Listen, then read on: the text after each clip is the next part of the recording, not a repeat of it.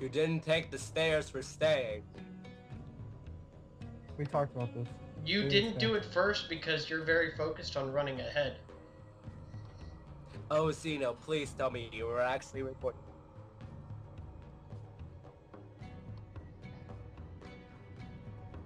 So recording what? I have to ask you, were you actually recording it? I keep forgetting to ask you before we start. Were you actually recording everything? Okay, good.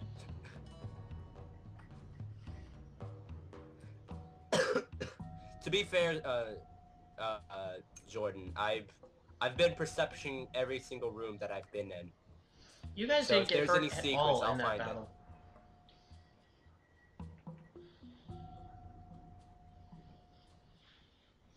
Isaac killed her with one shot, with a dagger that does a d4 of damage. Let me remind you. That was perfect.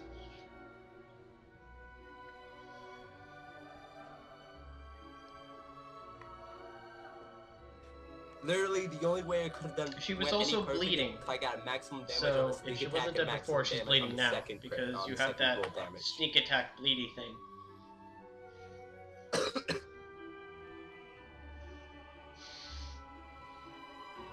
Yes. I'm not sure if my sneak attack actually says it or if I have to go check the core book. Let me see what it says.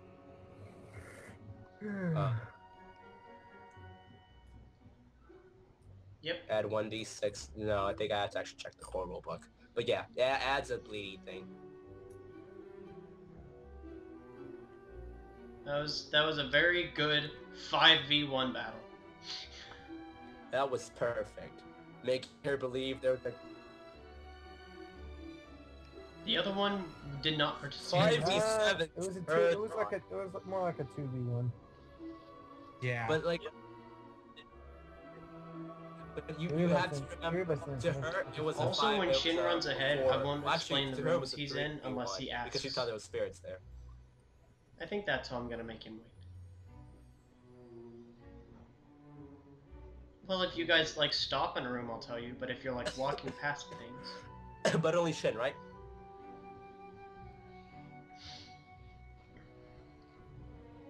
No, like, cause I stop in each room and perception check it, everything. Like, I'm doing that now because I learned to do that, or else we miss. You can only do that once a day. I really like Obazat's Ghost Council image. For defeating this one tower girl I know. altogether, you each receive what? 40 experience points.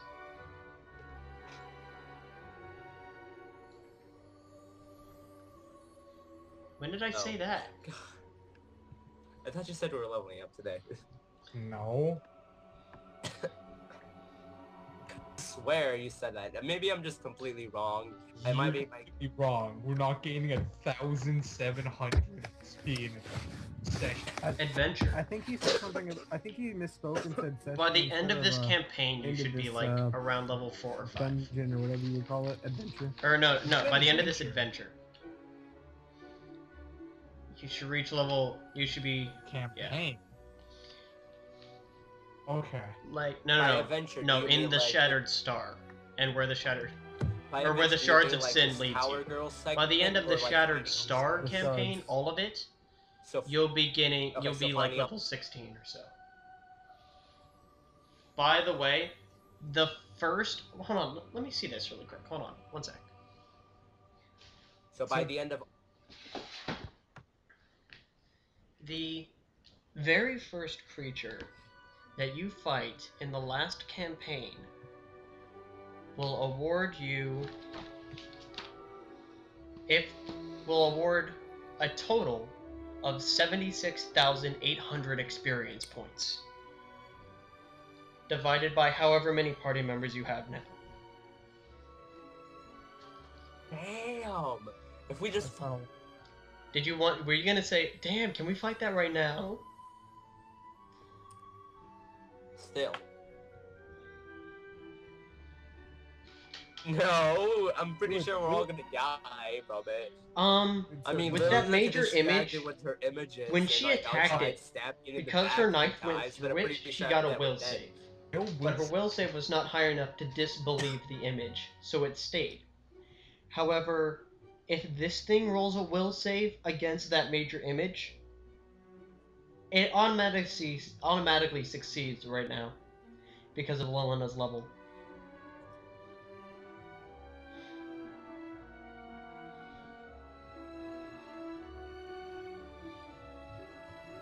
It has 243 hit points. Stay as far back as possible and attack with 33 AC. And don't let it get nervous.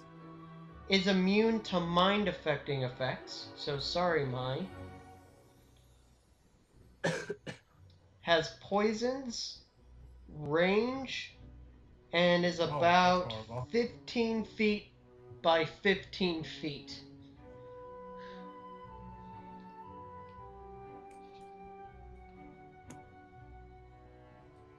That You know what's really sad about this? Not even an iceberg spell will kill it. That is the very first thing you come across. Snipe it from like really in far Shattered Star, the dead heart of Zin. Yeah.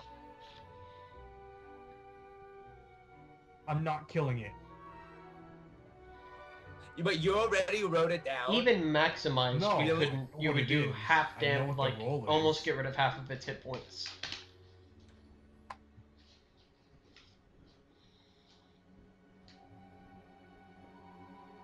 It's just a 20d6. Okay, I thought it was I thought you actually wrote also, all those pluses. The last battle is so terrifying that it has written down what happens if you guys lose.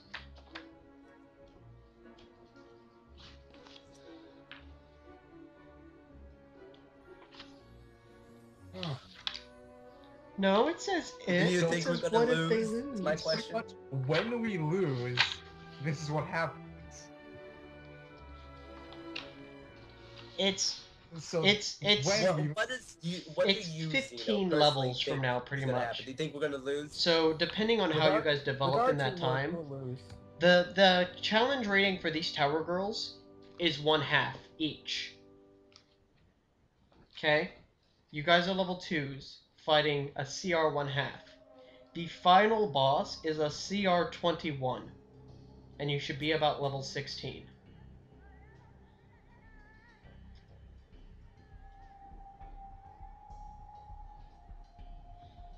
Can we just be level 1? It will actually require you to work together. It'll require us to work together, which we're not very good at doing, so whatever. I think that last fight... I think that last fight shows exactly how... I don't really want to tell you this, but because it's going to take so far ahead in the future, I might as well, because I want to share this with somebody who cares. The Shadron is made out of the seven different sky metals, focusing on the 7 different aspects of harmony, pretty much.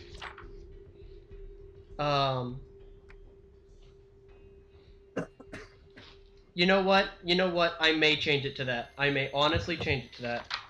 Because right now, that's not what it is. No, I'm kidding.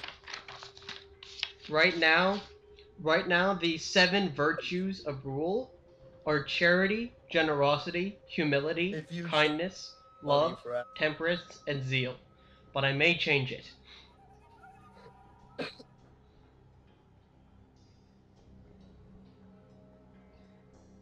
To that's pretty good. Love, kindness, loyalty. I don't mind you changing it.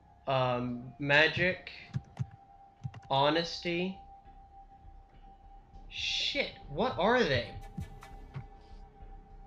Loyalty, honesty, kindness, magic.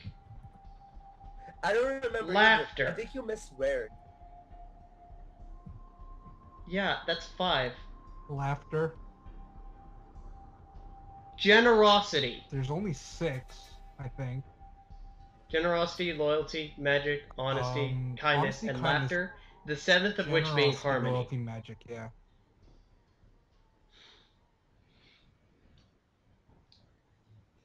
Huh. I don't mind you doing that. That's actually pretty cool. I don't. Also, if anything of loyalty ever comes up, I want it because Rainbow Dash is my favorite pony. By the way, you currently hold the Shard of Humility. My favorite, I wouldn't get. Exactly. But because it's made in that way, well, I would assume its it would greatest be the opposite power of whatever comes it should from be. the cooperation of those who use it. However, Zin, being so paranoid of his rune lords, never actually shared the Shadron, and instead used it by himself, which is kind of one of the greatest oxymorons, I would say, in Thessalonian history, was that the Shadron was never actually shown its true power because it was used by one man.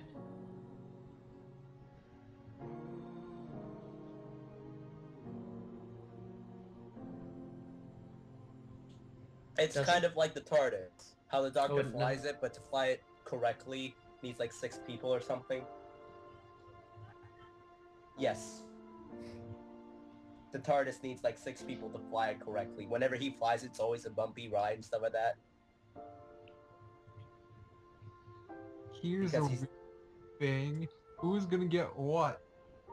Like I said, I want loyalty. I don't care if it like gives me like wisdom. I just want it. Kindness. There would be nothing The opposite that I know of of for Kontu, though.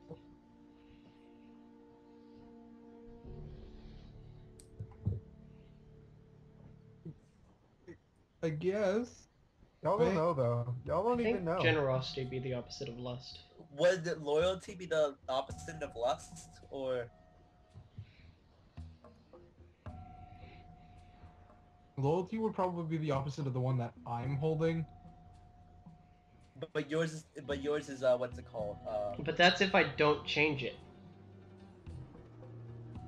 But yours was something else. Humility or something like that.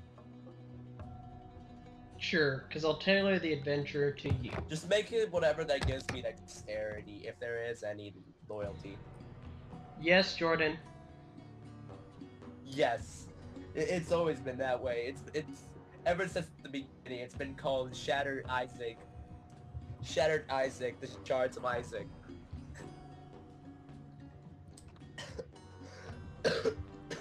Base attack bonus at level 20, there are 3 different numbers. That's because once you get a base attack bonus of 6 or higher, you're allowed to make a second attack.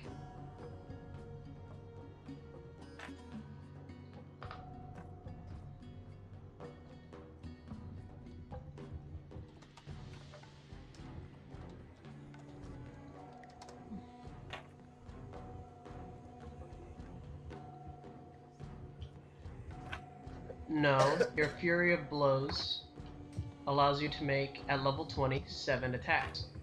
But if you just do a normal attack, or no, your full round attack is 15, 10, 5.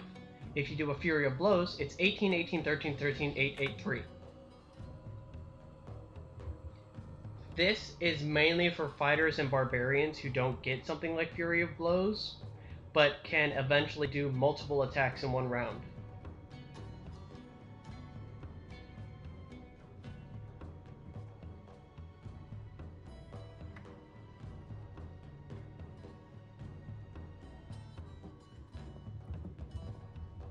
Yes, you do.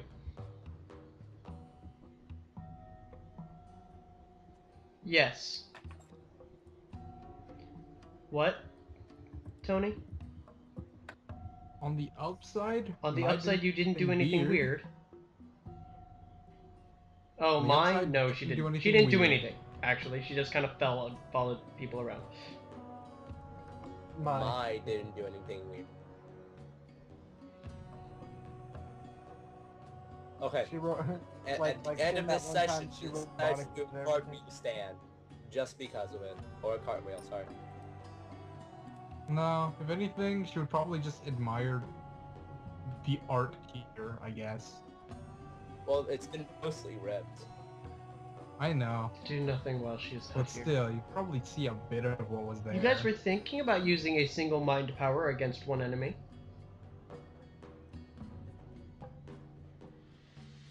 You stabbed her in the back of the neck. Eh? Yeah, but then I completely rocked her. And killed her with one stab. That's pretty epic. It was mostly the two people who could sneak got to do stuff. Yep. And well, guys, we're done, right? Later. What? We're done here, right? Just quickly, because I have to go. Okay, I'll talk to you guys later then. Which is what allowed Yuri to get his sneak attack by flanking. All I really did was make a distraction. Yep. That's why he got the sneak attack. That counted as flanking? Oh. Sneak attack is anybody who's being flanked or flat-footed. Yep. Okay. Huh. I don't know. What is that decision? I haven't really... Ooh. I made a decision. I'm certain that if I have the opportunity to get a hammer like the one I wanted, then I'm gonna get it because that's. But the thing is, it would have to be a two-handed hammer, otherwise. Can't not have that hammer. Dead. But I like the idea is. Do you remember how much it costs? I can't not do it. About 36,000 gold. Yeah, I can't not have that hammer. In this a lot. in this adventure, probably in this campaign, probably more than no. In this campaign. This adventure, you're gonna be very rich people. In this adventure for sure, but in this campaign, we might get enough. What's the 25,000? I'm going to need 25,000 gold at one point. Keep this in mind. Oh, that's true. I think we should stop sharing gold. A diamond for Wish? I will need at least one in the last-ditch emergency effort. Some of the things that you get for free in the next adventure is worth 36,000 for that, 45,000 for that, and those aren't even artifacts. 162,315, 90,000. That's an artifact. Oh. You know, so, there's those things that you get that are handed to you. The only artifacts that...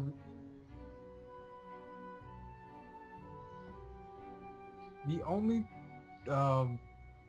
real artifacts I need This is a tiny ball of fire harvested from a secret and hidden grotto in the Plane of Fire, where the flames are infused with energies leaking from the demi-plane of time.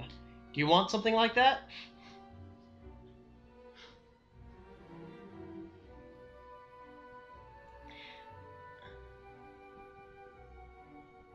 As a free action, its level of illumination, because it gives off light, I like the whole can be adjusted by its carrier to a range from the brightness of a single candle to that shed by the daylight spell. The light's considered to be from a 9th level spell for the purposes of overcoming magical darkness. Once it's set down, it continues to radiate its last level of light assigned to it. It bends and warps time in slight ways for its character, granting them a +4 on initiative checks. 3 times per day, a flame can be commanded to cast a haste spell as a swift action. The carrier can also use the flame as a standard action to unleash a thin beam of fire, equivalent to a searing light spell. A creature hit by this effect is slowed, as per the spell, for 1d4 rounds if it fails a will save, which is a DC 20. 1 per week, the user of it can blow the flame out, snuffing it out entirely. This triggers a time stop effect on it and the user that lasts 1d4 rounds, after which the flame reignites. Other observers see this as only a brief flickering of time, since the duration of the spell, the flame was extinguished, is contained wholly by the time stop effect.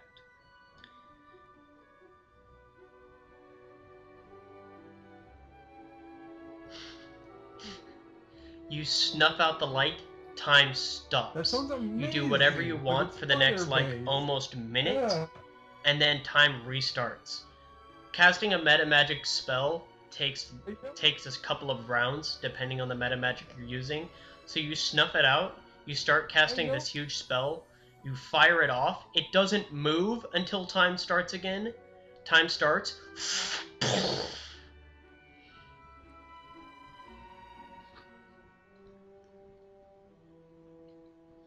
You could, of course, Jordan says, so you could stab people a lot. Magic.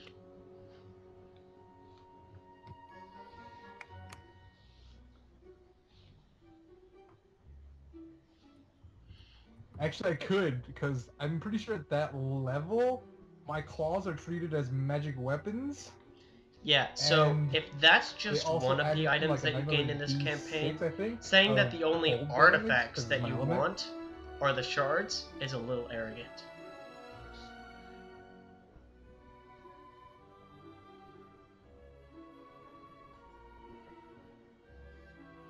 Probably. Well, for what we are right now, I think this is all we need. I don't really want a shard in particular. Man. You're gonna have to carry one at one point. We can't. Well, I can't hold all of them, and neither can anyone else. So we have to split it. I know. I just have no real desire to have one. I don't see any benefit. I'm trying to see. I'm trying to get Kantu more involved with the story. It'll help you out a lot. Because as of right now, he doesn't have a lot invested. I have something once you guys get back to town that may kind of bring some people further in, but I don't know like what Kantu's wishes are, and therefore find it hard to involve somebody who really wants nothing. Because the shards offer glory, they offer gold, they offer renown, and prize, you know. Well, these are what could make you a great person, but that's not what Kantu wants. Nor does he have any value in gold. It's very hard to give somebody or offer something to somebody who doesn't want anything. Yeah. It's okay, I just want you to feel invested in this campaign.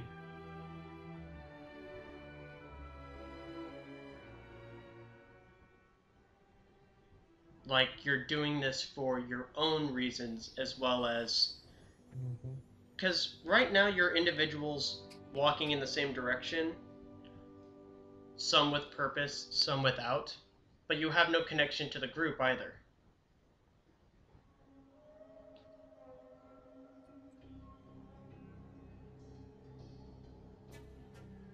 Like, my backstory didn't leave, I mean, the way I wrote it, I didn't leave it for anything to really continue from that, I guess.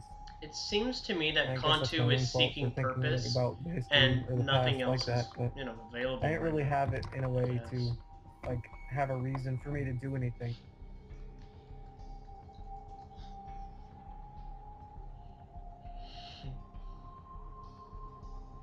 That's kind of what I think. That's kind of what I intended for the whole what he seeks to be anyway, just to know where he belongs. Because like from the very beginning, like he hasn't had anything essentially, and then when he got something, it was forcibly taken from him. You guys could like set up a campfire and tell history. Backstory. Stories. Yay.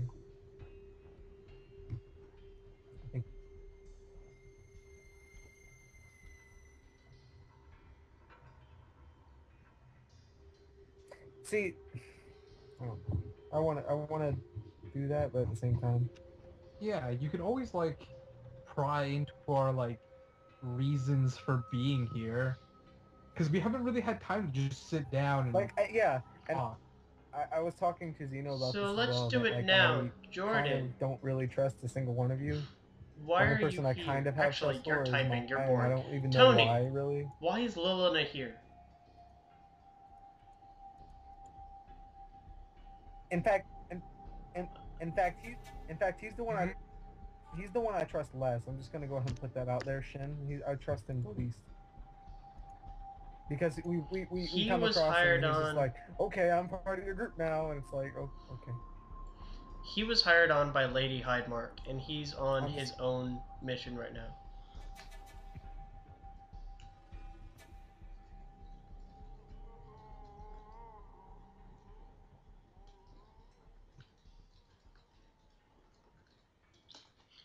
Sorry, Jordan's on his own mission from the monastery that he came from. Whether or not he wants to share that is up to him. He's a completely lawfully good person who stabs his 2 fingers into the back of the neck of a freshly dead female and writes on the wall in an evil language.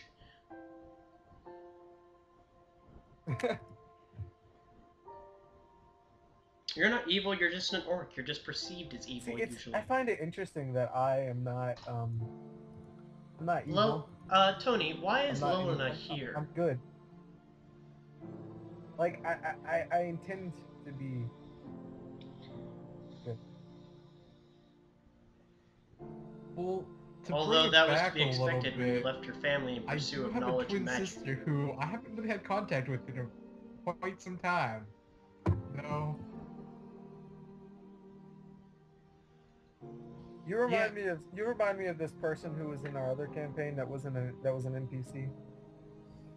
I pretty much like, cause my father was a dragon at this point, so his blood kind of flows through me, and magic came naturally to me. And I was always fascinated by it. So why come to Absalom? I went out into this world, this huge trade city, knowledge and seeking to better use this magic that I have. Because I was going... You mean the biggest magic school in whatever this world is called? What was it? The Arcanium? Yeah, the Arcanium, where...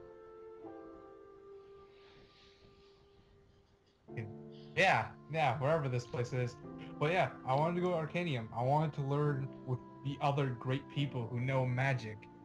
I wanted to understand it, be able to use it to maybe one day help someone, which this quest has kind of given me the chance to. We can help discover something that hasn't been around for. But why haven't you visited the Arcanium yet? Kind of the pinnacle of magic.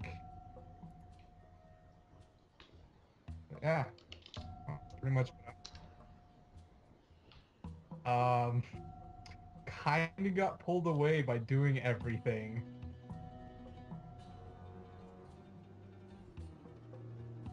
Like, you found us in the graveyards. We're kind of busy at that time. And, I don't know, we just kind of followed along. We joined up. And I've been kind of with you guys since then. Nonetheless, it's still my goal to go to the Arcanium. It's just, this adventure has perked my interest a little bit more. I like finding new stuff. Just to let you know... Actually, no, we'll let you find out. Oh, I'll tell you now. You probably found out when you got here, if you inquired at all, that the Arcanium is a very prestigious school that's by invite only. Oh, hello, Felicity.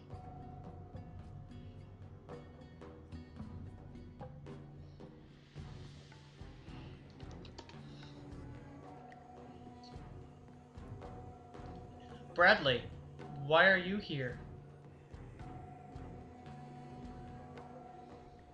Yeah. Alright. The Pathfinders might... Again, it's kind of an I don't know thing. After you left your I don't really know how I ended up in Absalom in the first place. The people who took care of you, at least. I guess. Do you want to tell your history to Luna here? You can call it that. Mm-hmm. You don't remember your own history. I kind of can. It's perfect, but like I was abandoned or something. I can't remember how I worded it, but I don't really remember how I came to be alone, but I was, as long as I've known your I was orcish alone, band. in like, just in you the grew up. You really grew up with your orcish band. Call my own, no place to be. Were the rape, pillage, and gain kind of people Yeah. And even though you were raised in this way, you knew that there was something else out there, something cleaner, something nicer, and you left. You left them. And you, from what I remember, you left them. And, or either that, or you weren't enough of an asset for them to be carrying around anymore, and you were exiled.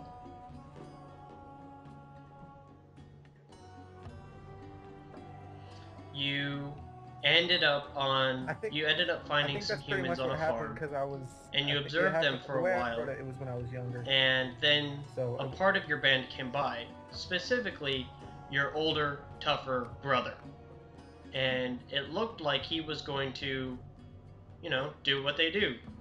Pillage, rape, and destroy the farm. And you had had enough. You took, I believe, did you have your hammer at that time, or did you just use farm tools?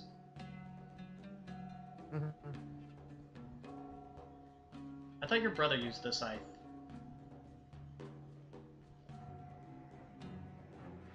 Oh, you did join the family at that point. That was all No, it was just a scythe that I had to help with the farming.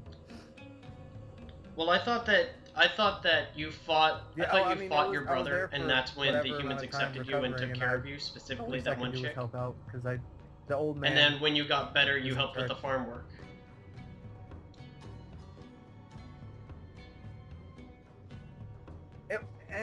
I have it right here.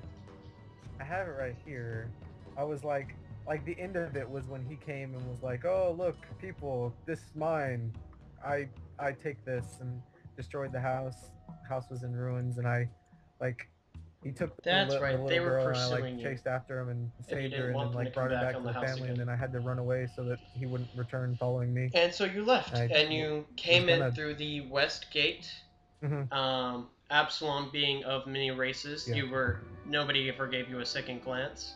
You took a small hovel in the foreign quarter, which is where the highest concentration of various races are. You found the Ironium, which is a stadium, which you did the only thing you knew how to do properly, which was fight. And you fought in the Ironium, the giant Colosseum of sorts. And you continued to fight, and that's how you gained money to continue living there, although you got more money than you knew what to do with. That's why you ended up buying yourself some very nice armor. You got yourself that fancy spiked shield. But being an orc who lives by himself and only did one-on-one matches, you became known as the Lone One. And since then had only... You were just fighting there. You got a note from Lady Hydemark that... Or no. You got a note from a little kid who you didn't know was a little kid. It was on very fancy stationery. That, hey, you're pretty strong. Could you go to this place that everybody's talking about?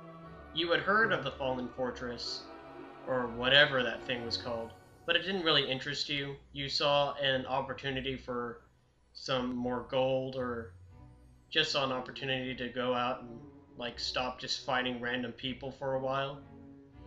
It's also the Ironium is where you got your bronze sword pin, which I'm assuming you still wear. It's a sign of being at least not a noob in the Colosseum. There's silver, bronze, and gold, and I believe, and some platinum, but very, very few people even see a platinum sword upon the breast of another person. And then you met up with Mai, who was somebody else who was hired. And then you met Isaac and Lolina in the graveyard. You were pretty much useless. And yet now you're the most useful character. In which I was useless. Lights. Yeah, just mainly light. Yeah, see, Jordan says that it's Lolina. Provide. Yuri is after the witch that took his father. Charmed his father. His father taught him everything he knows about thieving, his family ran a jewelry shop / blacksmith place, and the jewelry they stole or sold was actually pre-stolen by Isaac's father and himself. And there were 3 witches that came out, and Isaac was told to run, and as he looked back, his father was being charmed by the witches, and he left, and his father never returned to his family. So Isaac is on a mission to go find them. He's trying to find the witches and get revenge on his father, or for his father.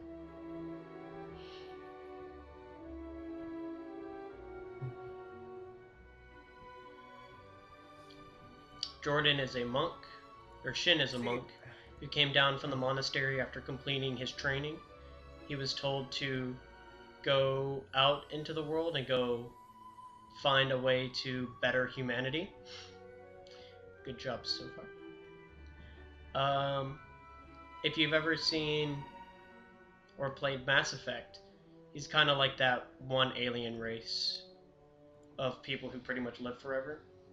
Anybody know who I'm talking about?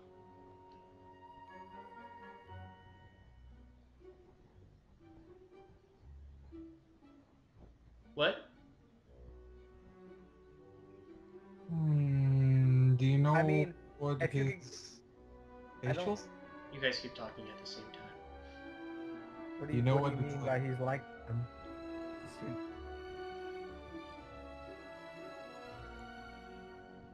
Okay. Yep.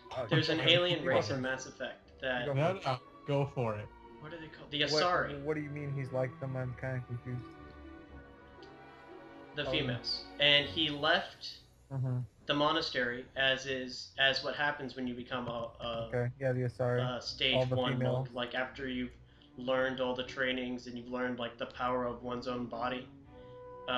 He's been sent out to go find something that can better the monastery or the world in general, and he's not to come back until he does so.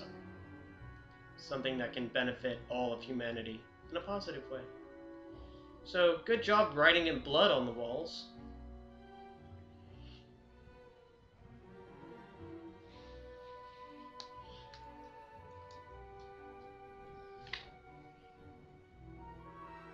And mine is mysterious.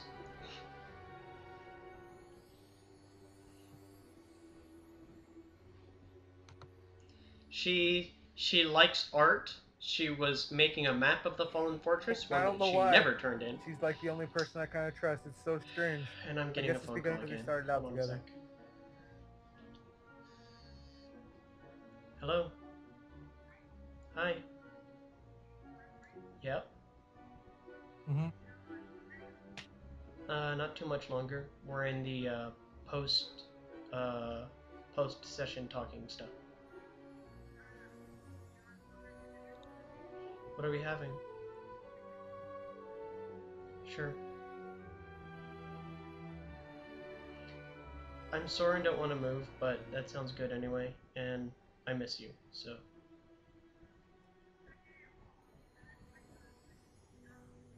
Okay. When are you gonna be here? Okay, I'll text you when I'm done, and just keep you updated. Okay. Wait, are you sure with taking me home tonight? Okay. Probably not. Alright, I love you. Bye. Sorry about that.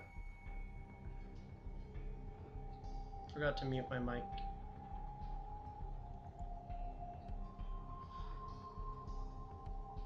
It's fine. That's also fine. I got something for you. You are all over that meme center, aren't you?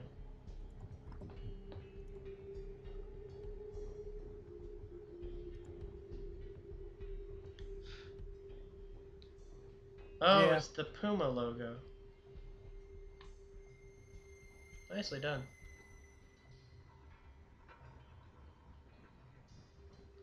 Do any of you know about fighting is magic? Fighting is magic? Fighting is magic is a two-person fighter made by a group called Main 6. Nope. And it's all the pony characters in a two-person fighter setting. Kind of like, what's that one game where people just add characters for the heck of it? Starts with an M. I don't know. Huh? I don't remember. Anyway, they were just putting out their videos for their last character, Fluttershy, and they got a cease and desist from Hasbro. Yeah. However, as we were learning about that, Lauren Faust tweeted Main 6. Lauren Faust, the creator of My Little Pony and Foster's House of Imaginary Friends, as well as several other cartoons, really good ones, tweeted Main 6 saying, "Want to get together and make some original characters for a fighting game?" Yes. So it's like, oh my god, Lauren Faust, holy crap. But as soon as one of the Main 6 people heard the news, he immediately quit the team.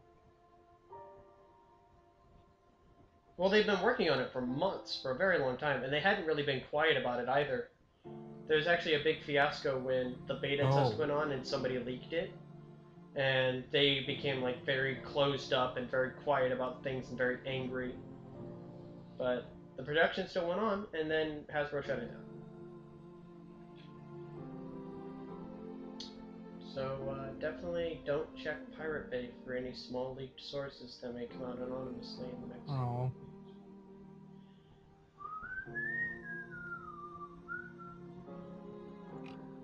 Yep.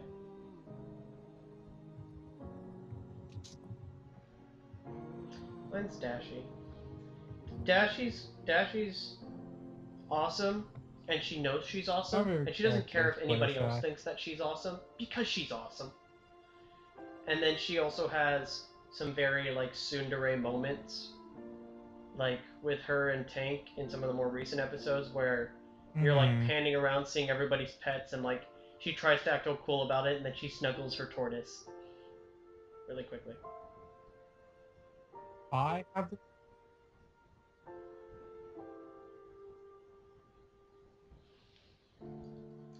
Yeah, I haven't been watching like season 3. I haven't gotten into it. I've been watching it every week like I always do. Then again, there's been several weeks without anything. The last episode is going to be very important. Shit goes down.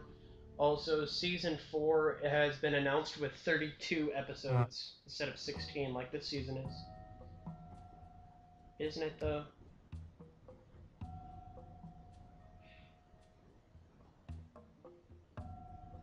Wonderful.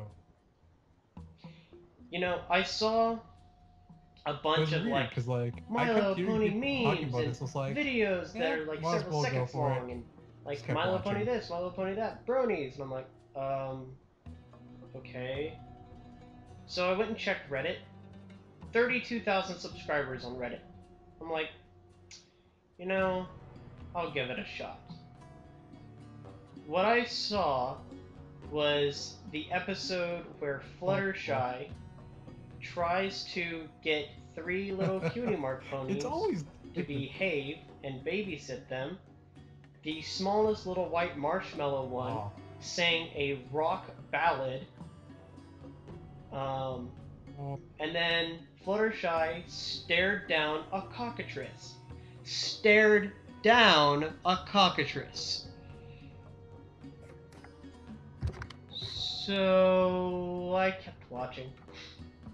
Then I found out I loved Dashie. Which is so awesome.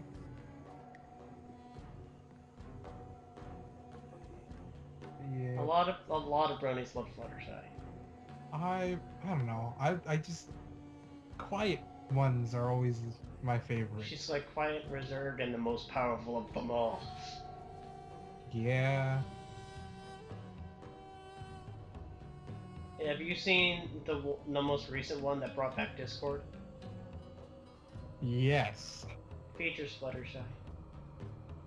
Who? Fluttershy and Discord. No. The main villain that everybody wanted to bring brought back. Also because John Delancey needed to have more speaking roles. Because John Delancey is amazing.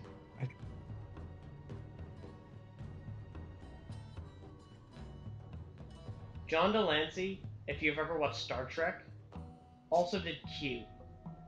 What would you order that on the ponies? The character named Q. Q. Don't know. I don't watch Star Trek. No, his name is what? Q. On Star Trek.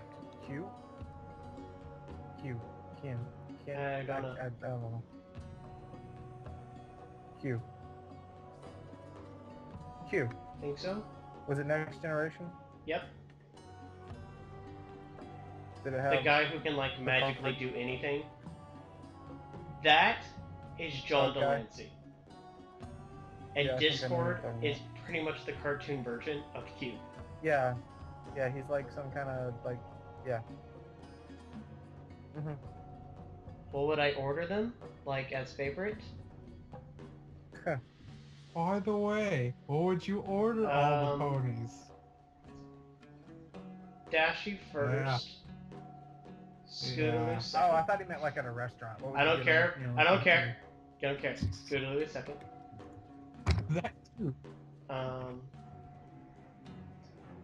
Pinkie Pie, Fluttershy, Rarity, Twilight, Applejack. Good enough.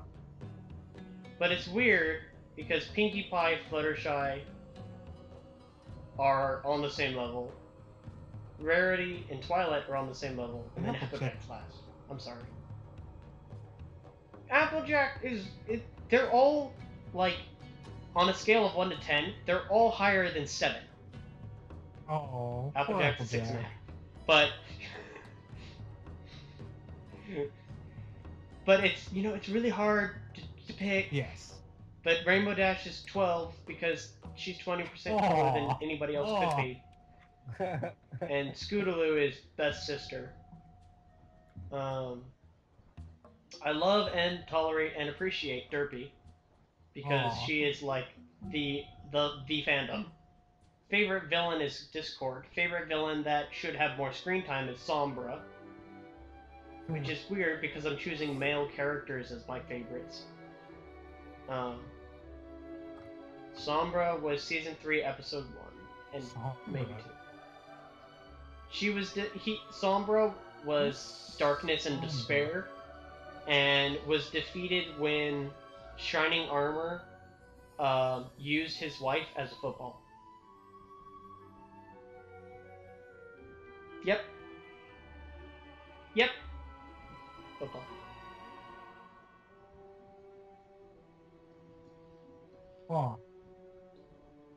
The Crystal City. He was all the darkness in the dark crystals. Season 3, episode 1. It's not coming to mind for some odd reason. Also, that's how Luna became Nightmare Moon. Oh, ready for some backstory, Brownie style? Luna and Celestia were not sent to the Crystal City because Celestia had to watch over Ponyville and all the surrounding areas. She could have sent Luna, except that Celestia said, "Remember last time?" Or Luna said something about, "Do you think Twilight can handle it?"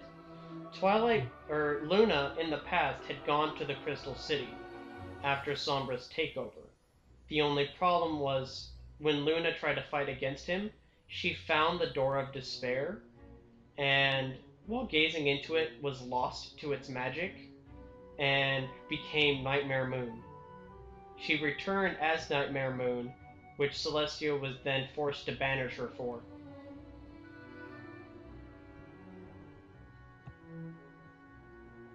Or, you know, Fanon. Oh. It was the Fanon. Oh, that's unfortunate. We said it happened, so it may or may not have taken place. You're sounding really robotic right now, it's weird.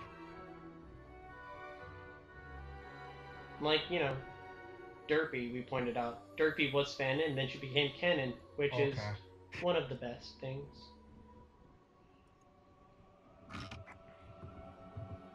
Whenever fanon becomes canon,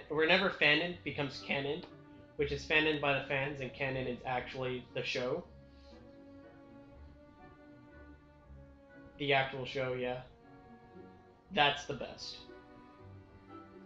Like, canon being part of in Friendship is Witchcraft, Pinkie Pie is a gypsy, and she can use portals. Yeah. She baked a portal. And then later on in the show, Pinkie was actually dressed as a gypsy. And, like, did the whole crystal ball thing.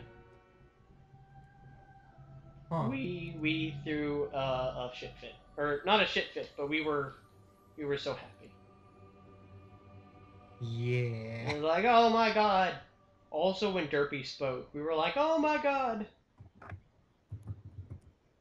Yeah, I'm sorry. That was a Derpy episode, not an Applejack episode. Sorry, Applejack.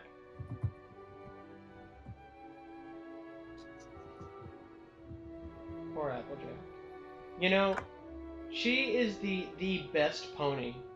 Because she is constantly helping her family. Helps herself to the point of exhaustion. It tries to, like, she's like, she goes to, like, run plans where it always helps the other person and never really benefits herself. She wanted to go to the Grand Galloping Gala just so she can get more money for her family.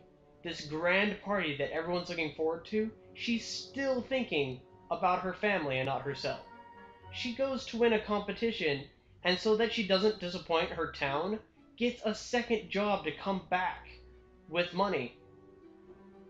And yet she's still my least favorite.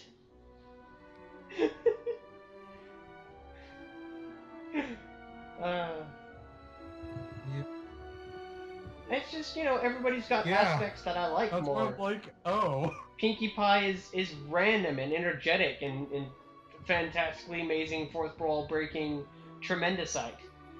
Fluttershy is super shy, yet the strongest out of all of them. Twilight is magic and the study of magic. She's pretty much Zen Celeste, except instead of studying the 7 aspects of rule, she's studying the 7. She's studying harmony, basically. And if she creates the 7-pointed star of harmony, well, there you freaking go. She uses the elements of harmony, which is some of the most powerful magic shit the world has to offer. Rainbow Dash is Rainbow Dash, so excuse me if I don't bother explaining myself there. Rarity is a great fashionista. She's beautiful. All of her giant hats are beautiful. And yet, she's the aspect of generosity because she constantly wants to share that with everyone. You know, most of the time they don't really care. I like Rarity because she's like, she also reminds me of my sister. My sister strives to inspire, and she's also a seamstress, and I love my sister. Oh. And, you know, and so above all of that, then there's Applejack, who's also really cool for being super selfless, just everything else. And that's why I like the show. Is there anything else you need to know D&D-wise? Well, you guys worked as a group to defeat one person. That was great. You guys worked together as a group. But find out each other's strengths and weaknesses. Make plans that can be executed faster.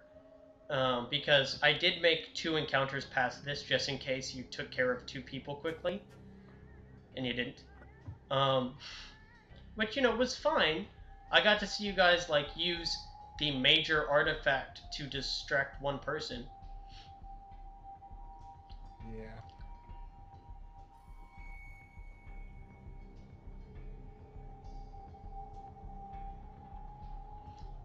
Also, I think know this. You guys are extremely powerful.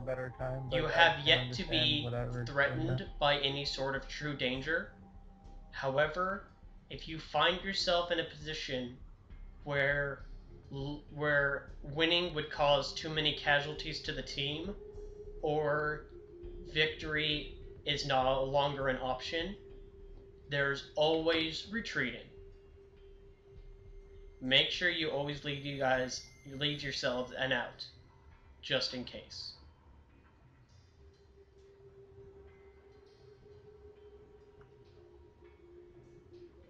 I'm just saying, there may or may not be a dozen girls we're screwed.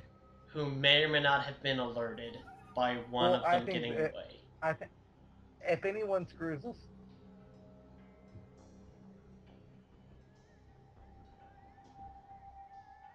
actually, Isaac's been a lot better than Shin recently. if anyone does screw us, it'll be Mr. Shin, the forward marcher. I think.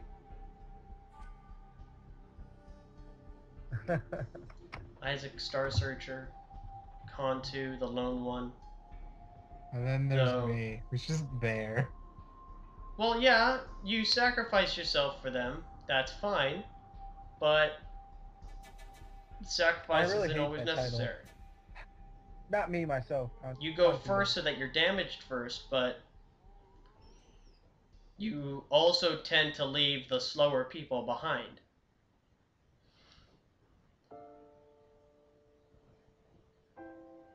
That's not what Although we need. Shin isn't very used to working in a group.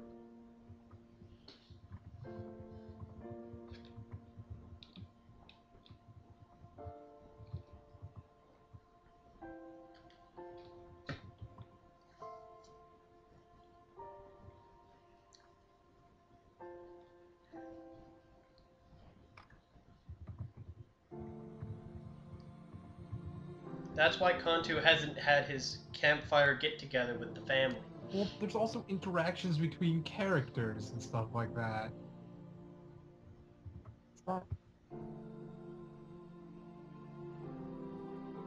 Because, like, just... if we're doing it that way, it's literally, we walk into the room, well, then look again, around, and then there are on. interesting things in some of the rooms, but not all of them. Like those 3 to 4 rooms, like there was literally nothing in them. Yeah, I really...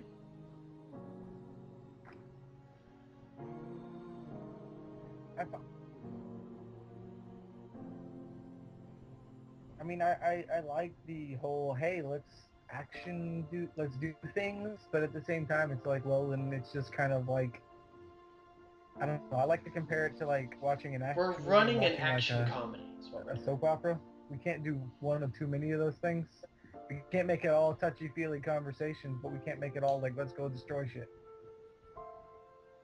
Yeah, essentially. So the has to be a good balance of like emotional pull at people's hearts, as well as action to keep them interested. In my opinion. Anyway, I'm gonna go. I'm gonna try to render 3 hours worth of footage and cut down the post-show just a bit. Okay.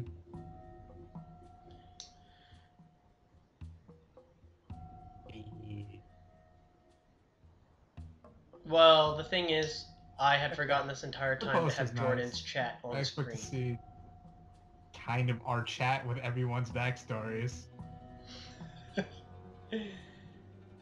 So much of that will probably be cut out due to... Oh. Well, I mean, I'll probably leave your guys' backstories in there. But I'll probably leave the stuff that heavily involves Jordan's chat out of it. Just for context reasons. I found it interesting that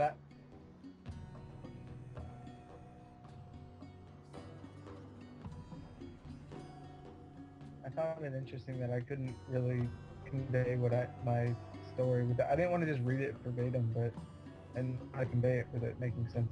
I can see it. Yeah, that's what happened. And again, I know all of your guys' backstories by heart. Postage, just no one can see it because I'm the only one with my token. But you know. Well, yeah. Oh, really? Yeah. But you know what we're about. There's one You're who looking seeks for magic. purpose. There's one who seeks apparently adventure.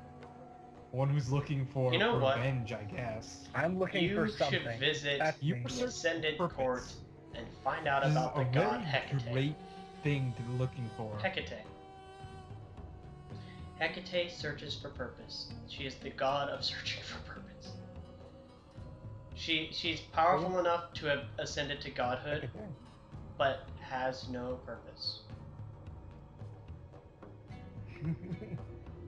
She has one major follower, whose name is Fate, and Fate That's fantastic.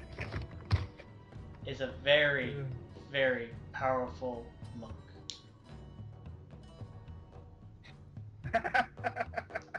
I remember Fate. Yep. Myth is a super powerful sorceress who traveled with Fate all around the world, dispatching dangers and gaining power and riches beyond. I remember Fate and Myth.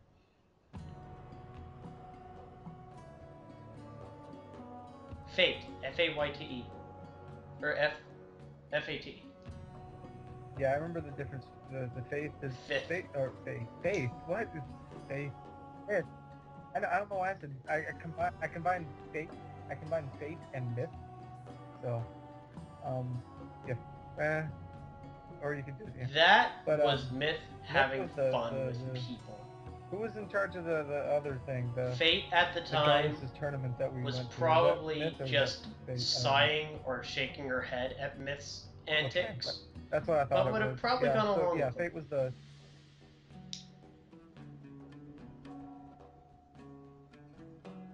Down to earth. Fate is more down to earth, and Myth is just flamboyantly. What's the word? Well, flamboyant, really. Myth is beautiful, is fantastic, is the greatest of all perfection. Myth strives for perfection. She knows all of the magics that are necessary. She can bend the will of the spirit by hardly a second thought. Her body has been trained so that she may perform stances and moves to rival even the most masterful of fighters in a hand-to-hand tournament. Shin, you need to refresh D20. Because it did its like random thing where it just starts like refreshing everything. So that may be why you don't have any control of your character. And Myth, you know, she trained her spirit in magic. She's trained her body in the ways of a master fighter. Like Myth, but and now she's about to undergo a change that will transform her into a completely different being. So then she can begin to work on perfecting her mind. Wasn't she?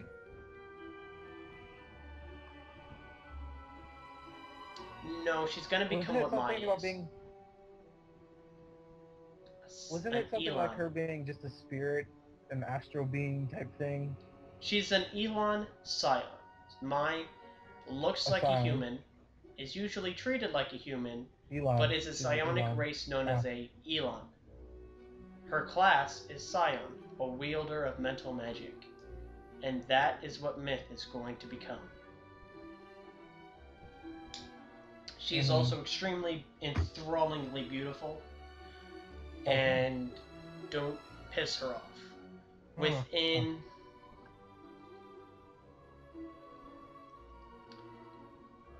one of her, with just a single spell, within 3 seconds of focusing, I'm gonna see how much damage she can do.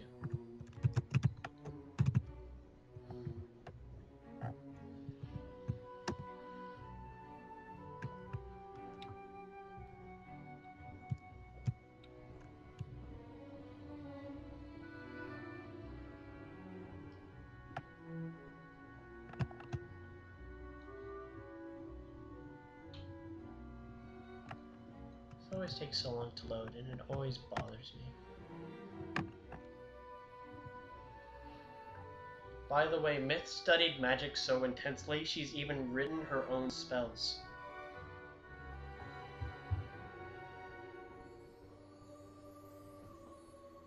Perhaps, if you can find and gain her favor. One day I'll use them, maybe.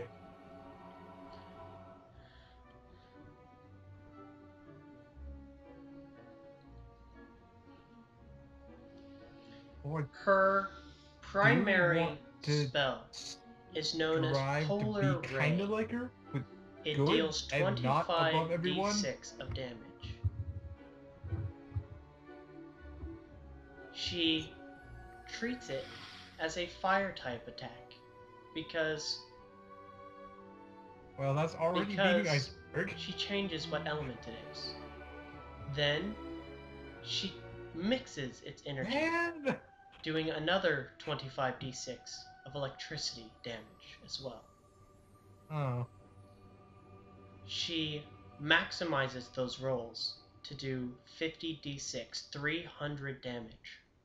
Oh, okay. And then doubles them for 600 points of damage. And the casting time? Swift action. Okay. She does not need to speak the words. She does not need to make the motions. She simply has to turn towards you and not like you.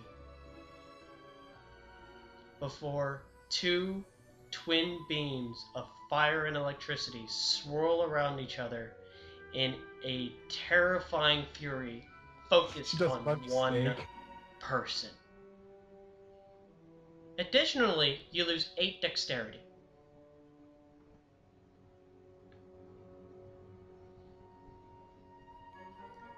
That is one of her level 8 spells. Huh. I wouldn't mind changing the fire out for ice.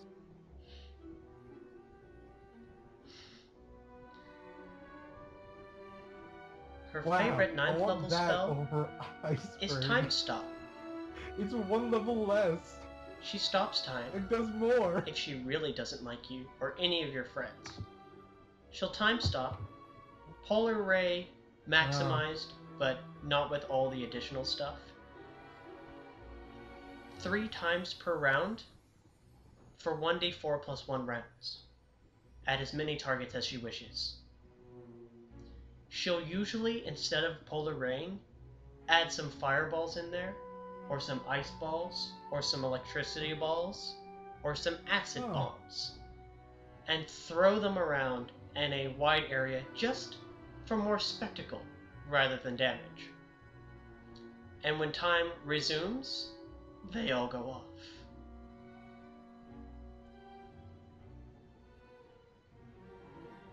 Okay. She's level 39. Man, we're about to hit level 40.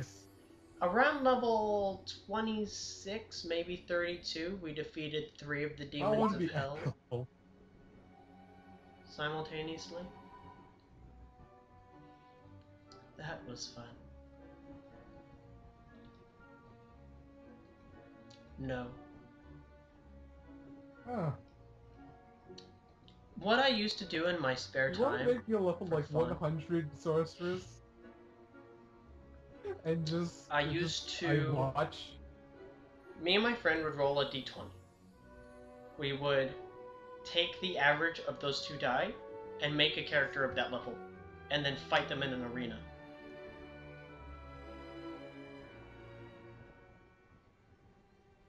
Well, no, we take the average of those 2 dice.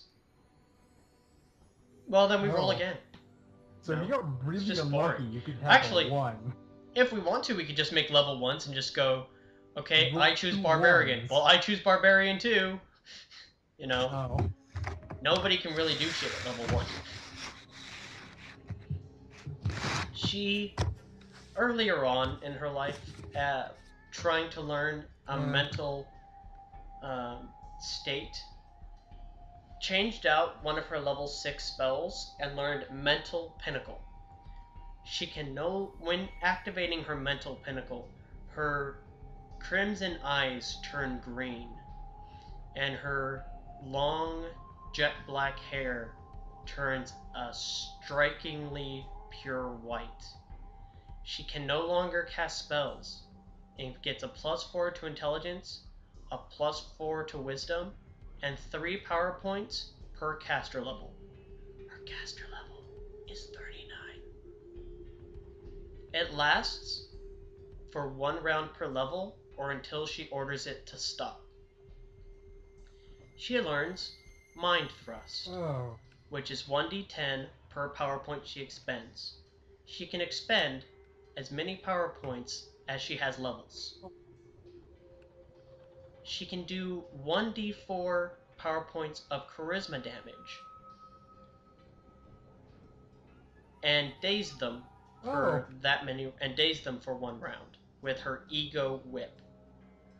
Her Psionic Blast can stun for a round per power point. It's a 30-foot cone.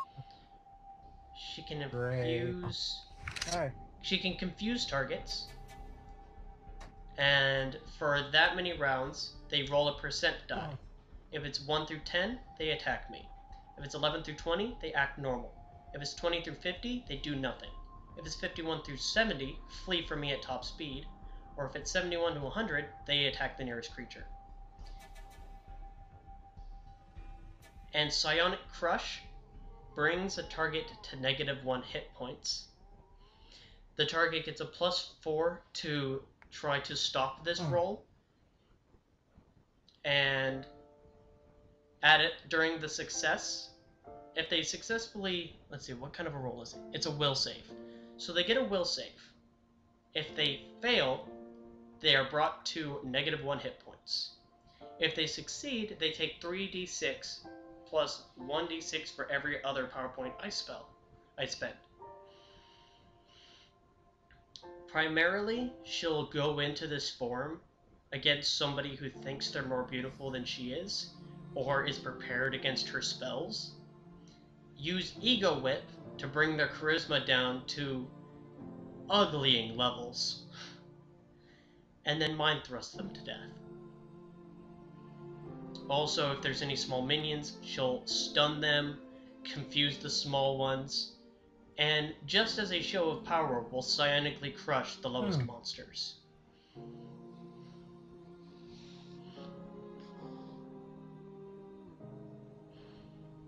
Also, if all 5 of you were to face her, and she didn't really want to bother, she used Circle of Death. Anybody higher than level 9 is not affected by it. However, within the radius, which is 40 feet, it kills 1d4 per caster level of living creatures. So she rolls 1d4, she rolls 39 d4s, and can kill that many hit die of creatures. You are all level 2, therefore your hit die is level 2. Gone. Although, she usually doesn't use things that are that quick. Yay.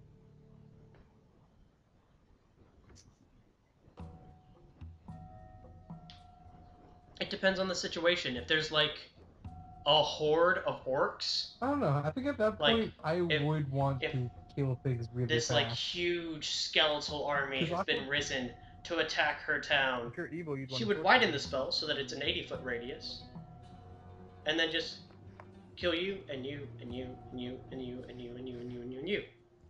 Oh, there's more? Well, that's a level 6 spell. So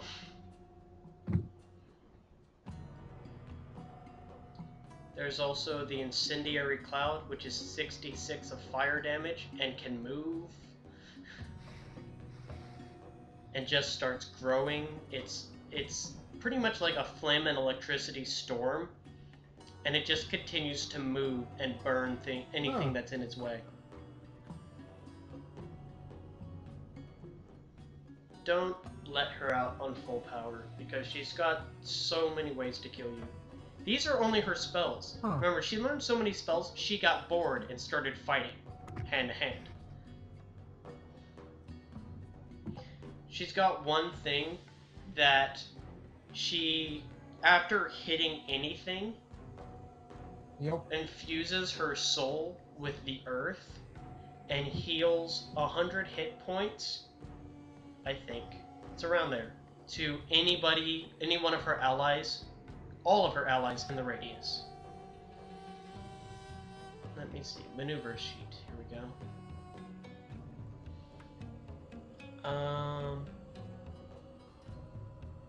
That would be... Oh, no.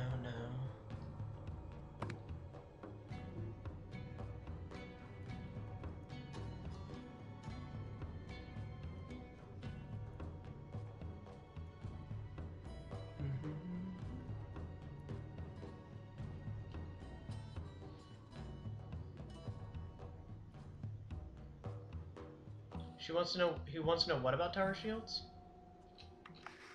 Tower shield. A tower shield is a riot shield used by the police. He wants to know what tower shield's like. But heavier, much heavier. Pretty much as tall as a human, and grants a huge amount of AC bonus. You can put down a tower shield and leave it there as a mobile hiding unit kind of thing. And it's very hard to fight with one.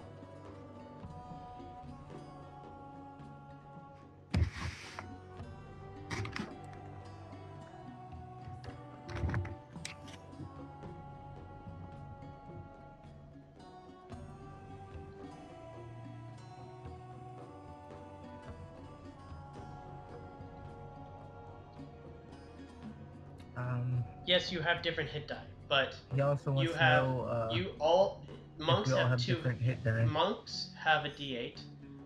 Like each class. Monks have a D8. Bradley's, I think, is a D10. And who is Sturge? Tony's is a D4 or a D6. But you have 2 of those hit die right now because you're level 2.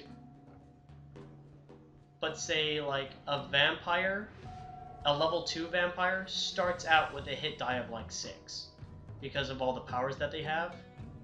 So if you wanted to play a vampire, when the entire team is a level, this is an average, but when the entire team is level 6, then you can play a level 1 vampire. Get it?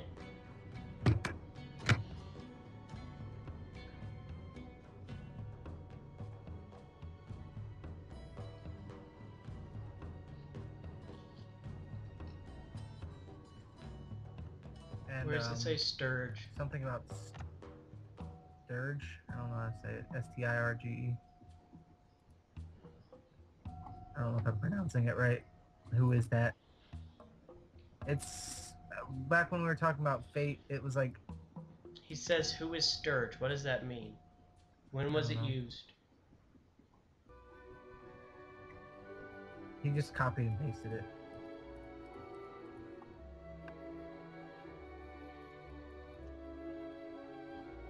It was shortly after we were talking about Fate and Hecate and Myth.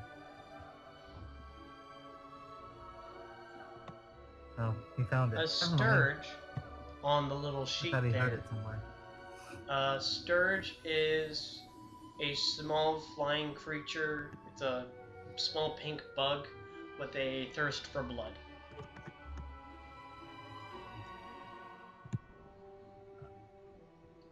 Yeah, you said, who are you? But you said it to me, the GM, who is controlling all of the characters. Were those little bugs we faced before?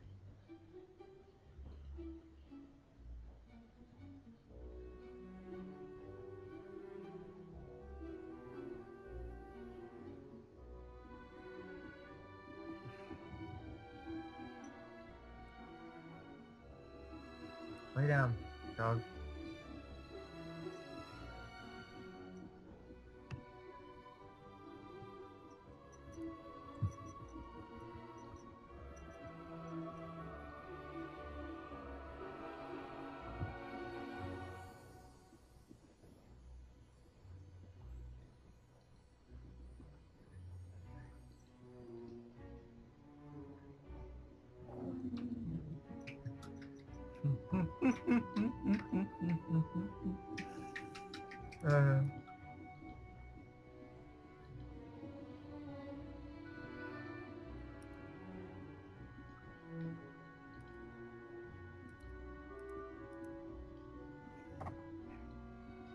Added this unicycle to my checkout, like my cart.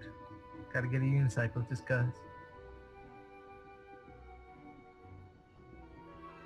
Oh yeah, I remember that. The Jade Phoenix Firebird. No, the Desert Wind Rising Phoenix Stance. Rise 10 feet on a column of superheat. Fly perfectly. 3d6 to adjacent foes, 66 to any foe I pass over.